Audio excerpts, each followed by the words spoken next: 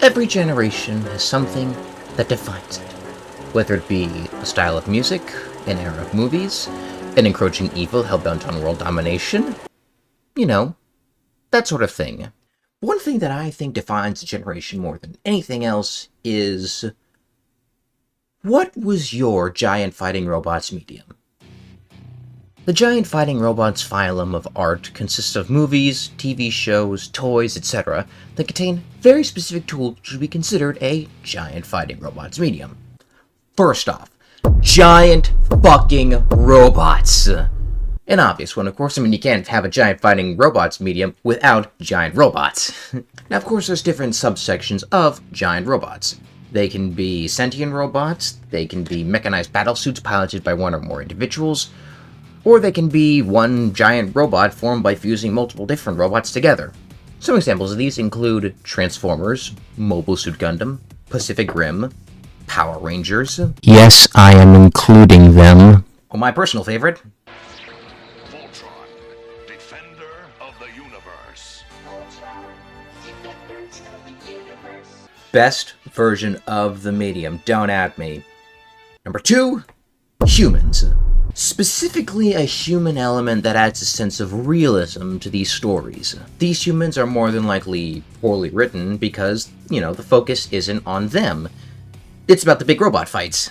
When it comes to well-written human characters, Mobile Suit Gundam is the prime example. As well they should. Without the human element, these robots are worthless hunks of junk. A great example of poorly written human characters is Transformers.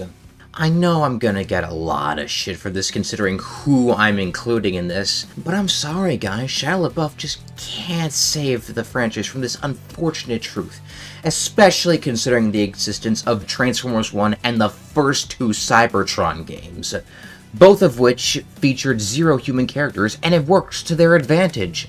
Listen, I love Sam Witwicky as much as the next guy, but I'm sorry, Transformers is just better without humans in it.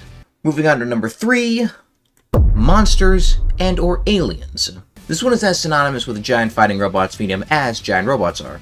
They can be the overarching enemy to the pilots, like with the Drool Empire and Voltron Defender of the Universe, or Raider Pulsa and Power Rangers. They can be piloting their own army of giant fighting robots, like the Principality of Zeon from Mobile Suit Gundam, and their own line of mobile suits known as the Zaku. And sometimes the aliens can be the actual robots themselves. You'll never stop at one. I'll take you all on. I cannot escape you, can I? And last but not least, number 4, arguably the most important tool of them all, marketable toys. Be honest, if any of you were a child, especially if you're currently between the ages of 15 and 20, you more than likely had a Transformer toy in your house, and it was more than likely a Bumblebee. And if you're above the age of 40, first off, welcome. Secondly, why the fuck are you watching me of all people? But if you are in that age range, you probably remember the original Transformers, the GoBots. Not really a lot to say about these guys. If you know Transformers, you have an idea what GoBots are like. But I've rambled on for too long. We gotta talk about tomorrow's game. But to do that, we need the proper music.